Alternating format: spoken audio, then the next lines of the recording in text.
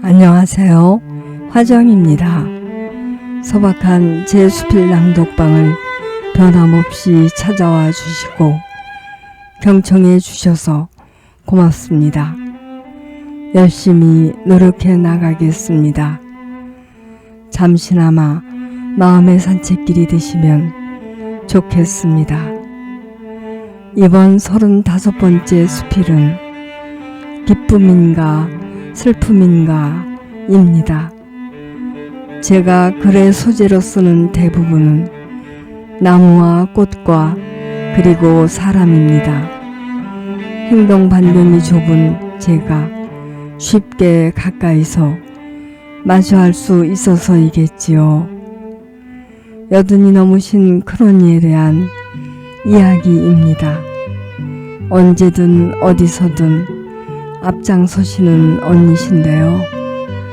나이와 상관없이 싱그러운 다알리아처럼 탐스럽고 화사하십니다.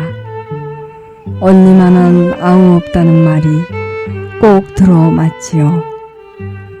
제 꽃밭에서 기른 다알리아 사진과 함께 들어보세요. 읽어보겠습니다. 기쁨인가 슬픔인가. 건장한 젊은 남자와 파마머리에 키가 작고 아담한 나이든 여자가 나무 그늘이 울창한 산책길을 오르고 있는 사진을 핸드폰으로 들여다보는 중이다. 나무 그늘과 함께 찍힌 이미지는 전반적으로 어두워 한눈에 알아볼 수는 없지만 반보 정도 앞서서 걸어가는 남자와 뒤따라서 걷고 있는 여자가 손을 잡고 있다는 것을 알 수 있다.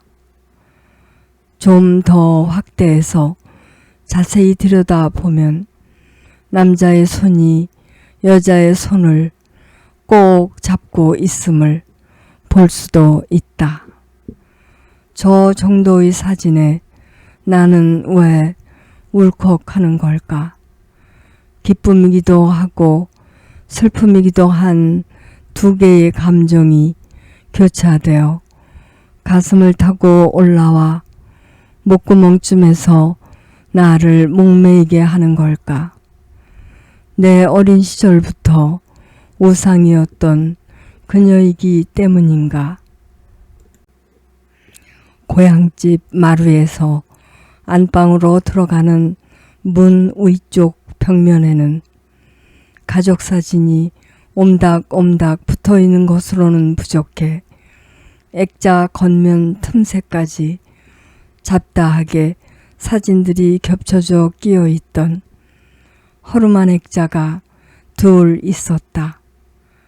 그중 특별하게 눈에 띄는 사진이 있었다. 29살 남자와 다정하게 찍힌 21살 여자였다. 약혼 사진이라고 했다. 그녀는 막 피어난 분홍빛 장미였고 그는 물기가 촉촉한 가지를 펼쳐둔 푸른 나무였다. 웨딩드레스를 입은 어여쁘고 다소곳한 그녀가 남동생과 사촌과 함께 찍은 사진도 있었다. 어린 내가 보아온 사진 중 가장 멋졌고 최고의 미남 미녀였다.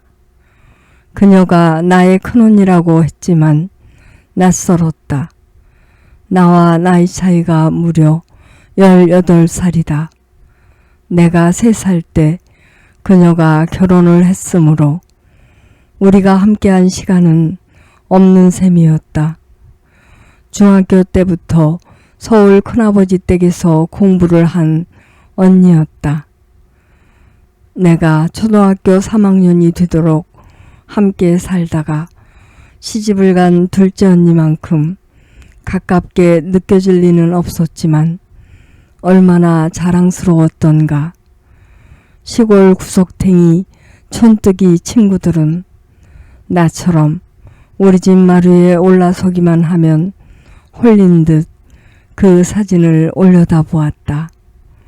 어른이 되면 저런 모습이 되어야겠다고 잠시나마 꿈꿔보는 시간이지 않았을까.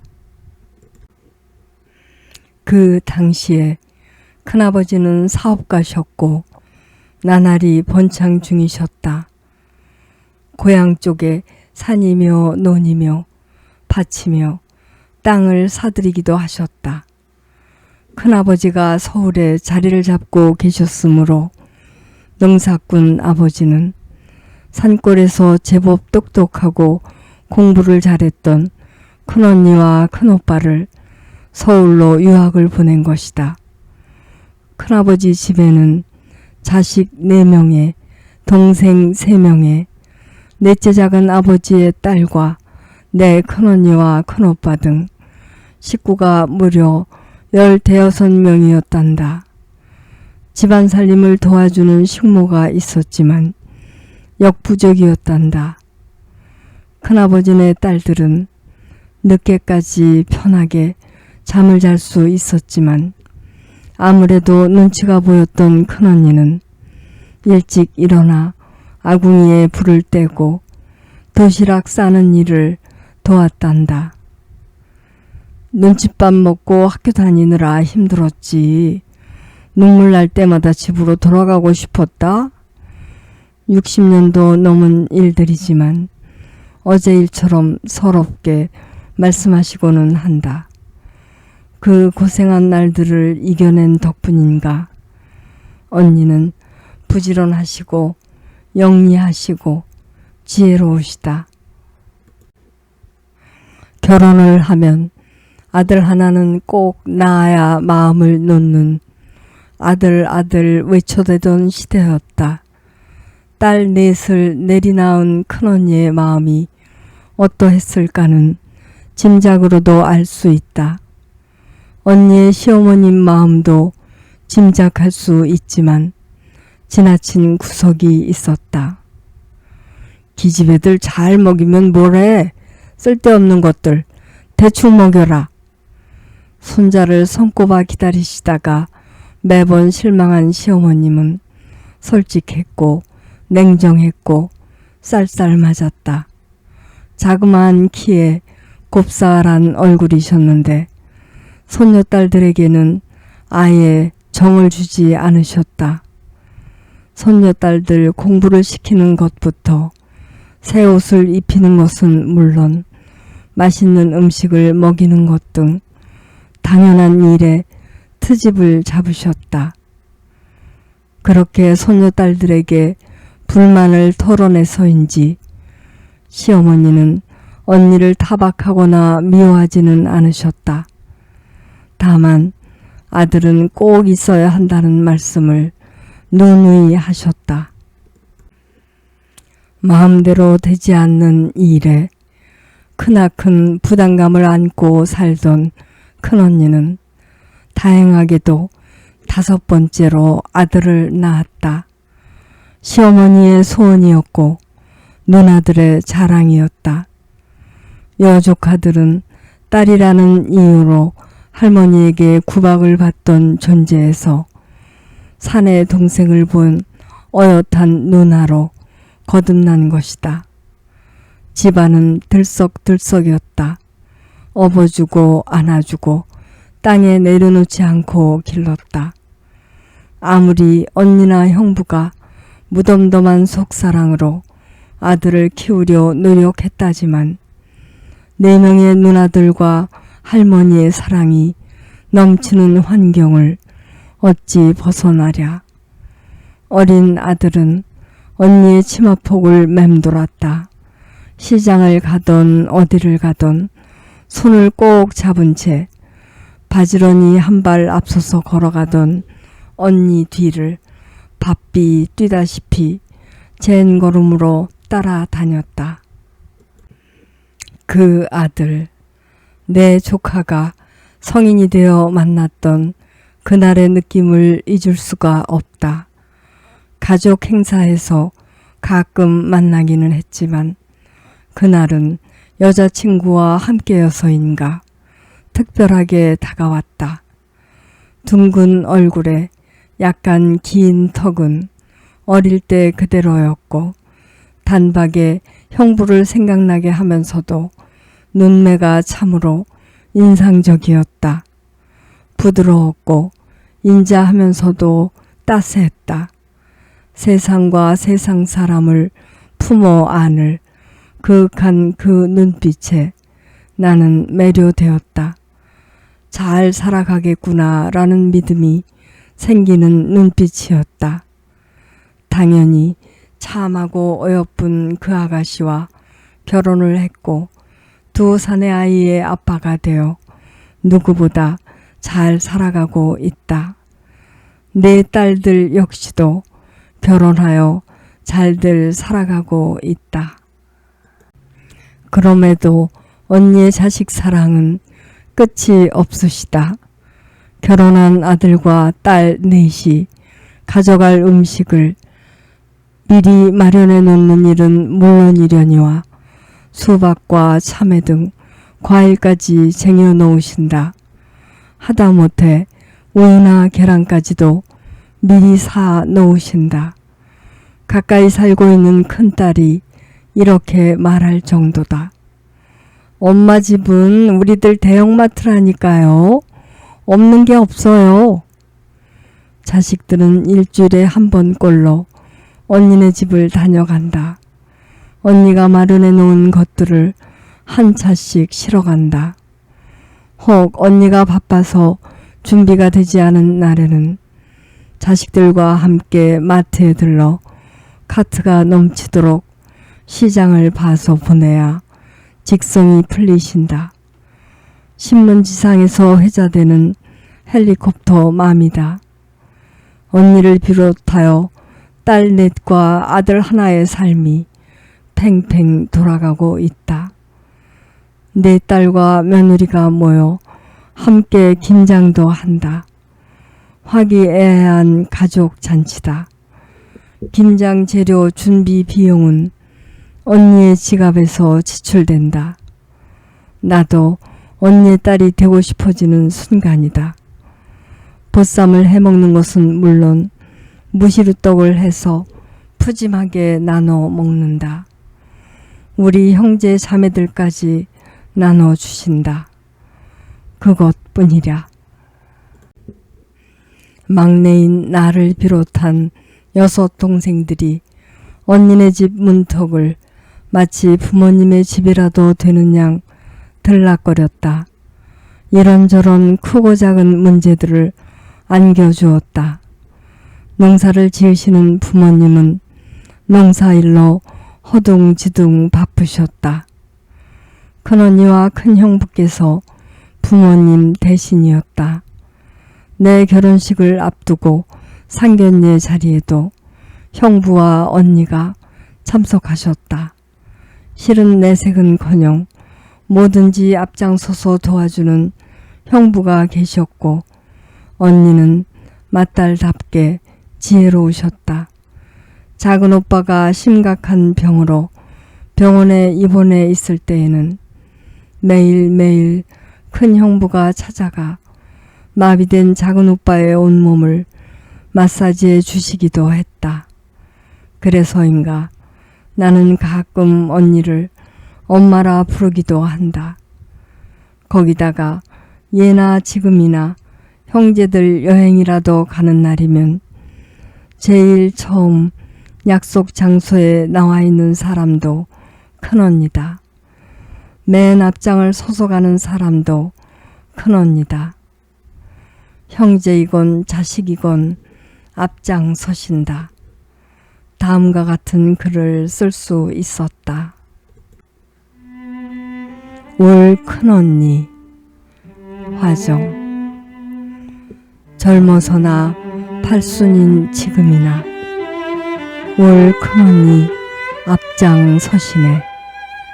나들이 할 때도 옷을 일해도 눈물 고이는 날에도 씩씩하게 앞장 서시네. 세상 어머니와 아버지가 그래 오셨듯 굳건하게 앞장 서시네. 5 자식들, 6 동생들, 세상길 참 만만하게 따라가네. 넘어지려다가도 일어서네. 간혹 넘어진다 해도 괜찮아, 괜찮아. 기꺼이 손 내밀어 주시네. 손등으로라도 눈물 닦아 주시네. 막내로 뒤따라 다니기만 하는 나는 어쩌다 앞장서면 뒤뚱거리기 일쑤네. 앞장서는 울 큰 언니, 엄지손가락 척하니 지켜들어줘야 할 영웅이네. 검소하시고 건강하셨던 형부는 생각지도 못한 병으로 돌아가셨고, 큰언니는 50대 초반에 혼자 되셨다. 5 남매를 혼자 기르고 분가시키는 동안 언니의 찡그린 얼굴을 보지 못하였다. 화내는 얼굴도 보지 못하였다. 오죽하면 둘째 언니는 큰언니를 부처님이라고 부른다. 근심 걱정 다 내려놓은 평화로운 얼굴이시다. 탐스럽게 피어난 다알리아를 닮으셨다. 가지 많은 나무에 바람 잘 날 없다는 말처럼 바람 잘 날은 없지만 그때마다 긍정적이셨다. 목숨 같은 아들이 암에 걸려 병원을 드나들던 날에도 이런 반구 말씀이 없이 형제들과 모여 웃고 고스톱을 치셨다. 힘들었지. 힘들고 말고. 힘들다고 찡그리면 힘든 게 없어지는 건 아니니까. 그렇게 말씀하셨을 뿐이다. 긍정의 에너지가 언니를 그리고 주변 사람들을 건강하고 활기찬 세상으로 데려간다. 그렇다 해도 세월은 멈춰있지 않는다. 사람도 멈춰있지 못한다. 몇 년 전부터인가 병원을 드나드는 횟수가 잦아졌고 언니의 마음이 예전처럼 단단해 보이지 않는 날도 생겼다. 수술을 하고 나신 뒤 그 맑고 뚜렷하던 눈동자에도 안개가 낀 듯 흐릿해 보일 때도 있었다. 다행스럽게도 이제는 회복이 되셔서 여전히 자식들을 위해 반찬을 만드시고 여전히 부처님 미소이시지만 걸음부터 손놀림까지 예전만은 못하시다는 게 순간순간 느껴진다. 너무 덥거나 너무 춥거나 할 때 친정 어머니 생각나듯 언니 생각이 나서 안부 전화라도 할라치면 나는 괜찮지. 좋아. 너나 건강 조심해라. 높고 명랑한 목소리시다. 엄마 같은 언니 마음이 들어있다. 긍정의 힘이 전해져 온다. 아들네와 제주도로 피서를 다녀오셨다면서 사진 몇 장을 7남매 카톡방으로 큰언니가 보내온 것이다. 그 사진들 중 하나를 보고 있는 중이다. 언니 손을 잡고 앞서가는 조카를 보라. 말할 수 없는 든든함이다. 기쁨이다. 조카 손에 이끌려 뒤따라가는 언니를 보라. 편안함이다. 그럼에도 어린 조카 손을 잡고 젠 걸음으로 앞서가던 젊디 젊은 언니가 생각난다. 가슴이 찡하다. 내 가슴께를 찌르다가 목젖을 따라 스멀스멀 올라오는 것은 기쁨인가? 슬픔인가?